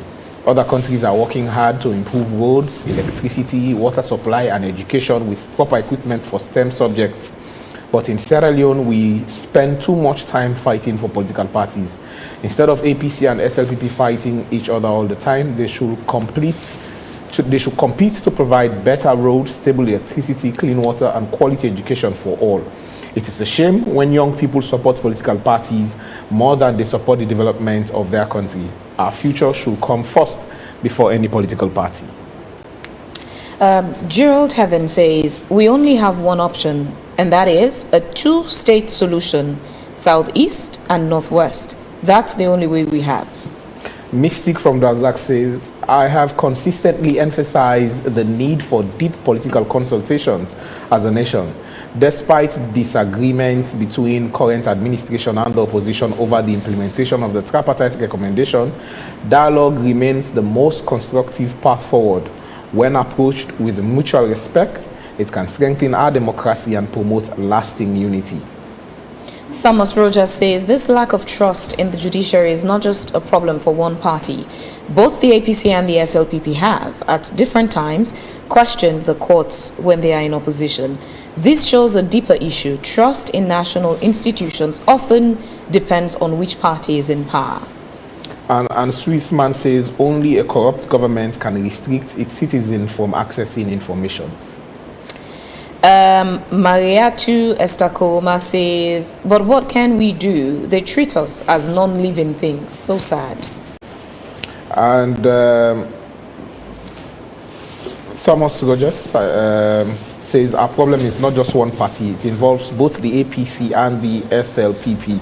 Whenever either party is in power, there is a tendency to interpret or adjust the constitution in ways that suit their own agenda and political interests. Because of this, many people in Sierra Leone are becoming frustrated and tired of the same pattern from both sides. What citizens truly want is leadership that puts the country first, respects the rule of law, and work for the benefit of everyone, not just political advantage. I'll switch over to YouTube. On YouTube, Albert Kolka says, the AYV staff, guests in the studio, and population at large are all to blame for the country's terrible state and not just the government. Still on YouTube, Lamin Patrick Mansae says, we never voted him as mayor. Why should he be the mayor in Freetown? We vote for mayor, not select. Or are we now in a one-party system, not democracy? And Sheikh Kamara says, I feel so embarrassed using my time going to the ballot box at 4 a.m. with big regrets now. Okay, I'm still on YouTube. My goodness, the messages on YouTube keep popping up, and it's so. Bans Kobalebi says, like corruption in public office, like the removal of the mayor, APC would use a fictitious due process, while the SLPP would mostly choose the Bagbati approach.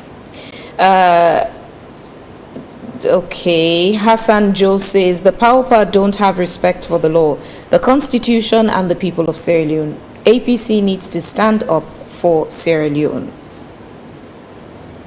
Thomas Rogers says, I believe it's important to strengthen the judiciary. The court should be independent, fair, and trustworthy, no matter which party is in power. When political leaders openly show that they don't trust the system, it sends the wrong message to ordinary people. If those in leadership don't have confidence in the court, how can everyday citizens believe they will get justice?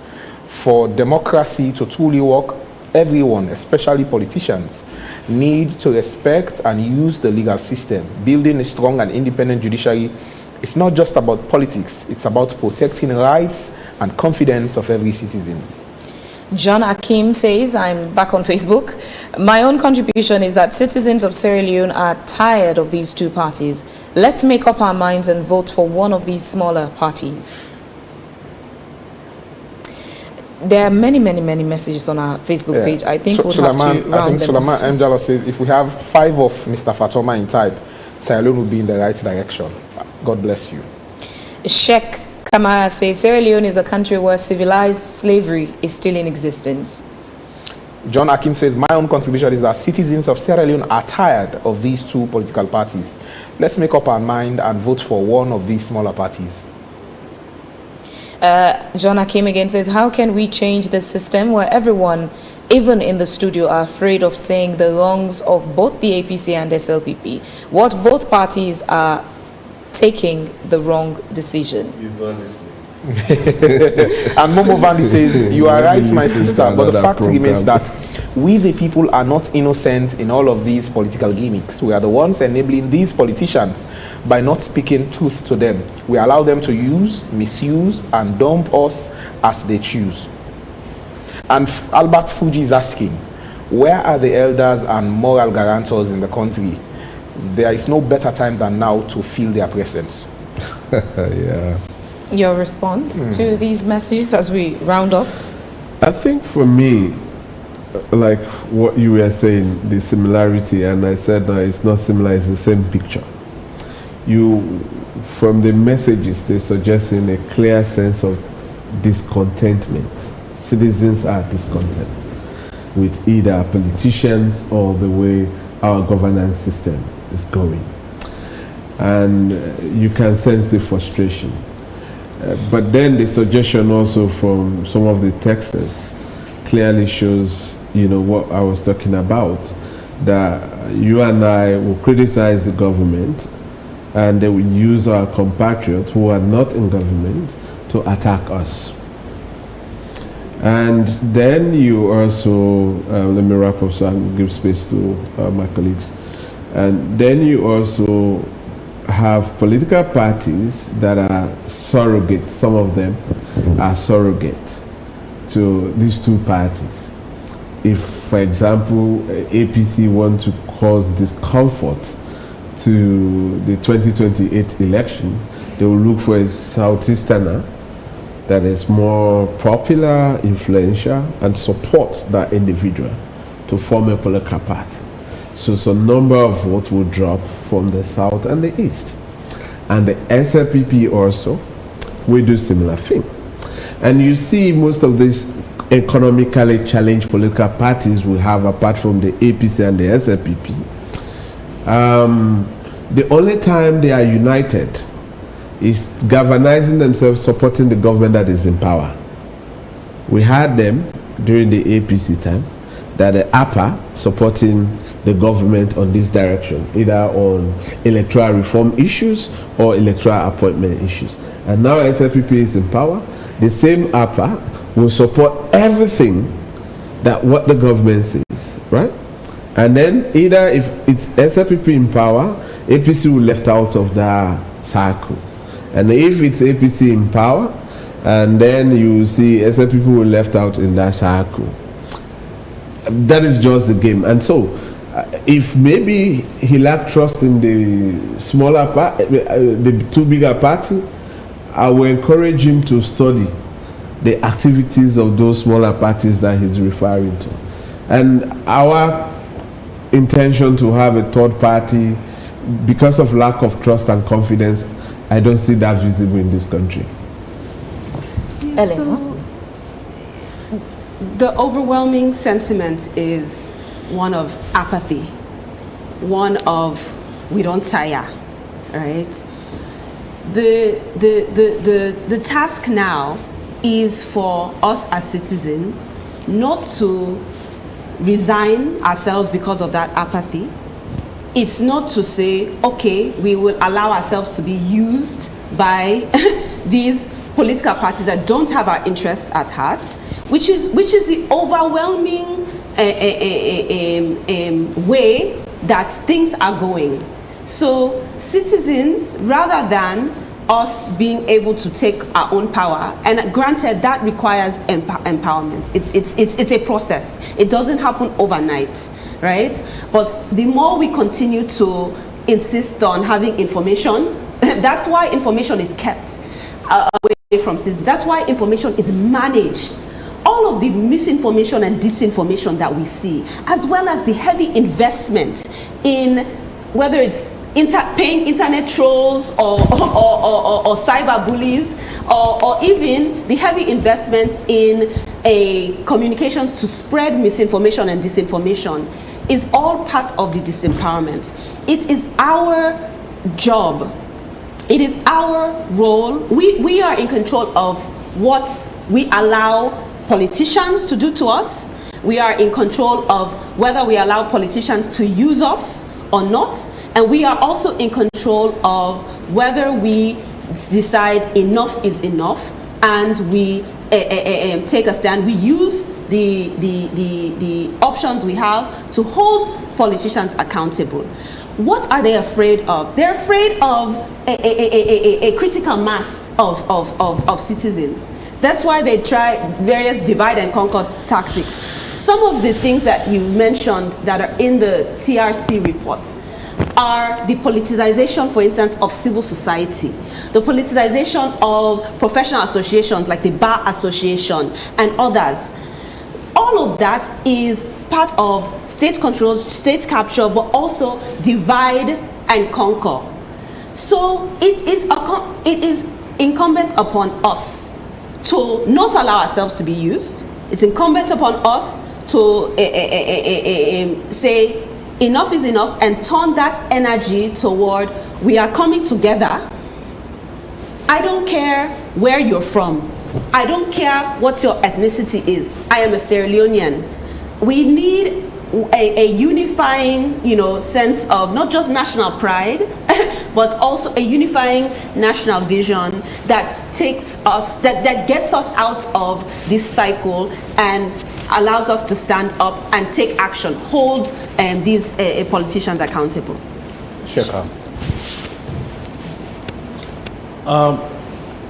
let us all reflect at the current global situation, that we are at war globally with the major country, which that pressure is falling on us as a poorer country. So I think it's time for our politicians to focus on the socio-economic issues of the citizens and solve their political standby, because it's not in our own interest. So in conclusion, we are advising politicians to see a reason to resolve the issues they have, go to the dialogue table. Don't forget, the international community is busy with other issues, and they think Sierra Leone issue is not too important for them. So if you cannot think wisely to solve our own problem, mind you, it will give us too much of headache in the years to come. Elections are just close by. All right, thank you very much, Sheka. Many thanks to you, Fatoma, and to you, Elena, for joining us this morning. I am not afraid. I am sure this is all we have time for this morning. And thank you for joining us on today's edition of Wake Up Sierra Leone. We say thanks to our sponsor, Local Commercial Bank, for their support of the program, and to our audience. We appreciate you for your time and your comments. Until we meet again, I am Bokari Matia. And I am Phoebe Swill. Have a lovely day and be as patriotic as you can.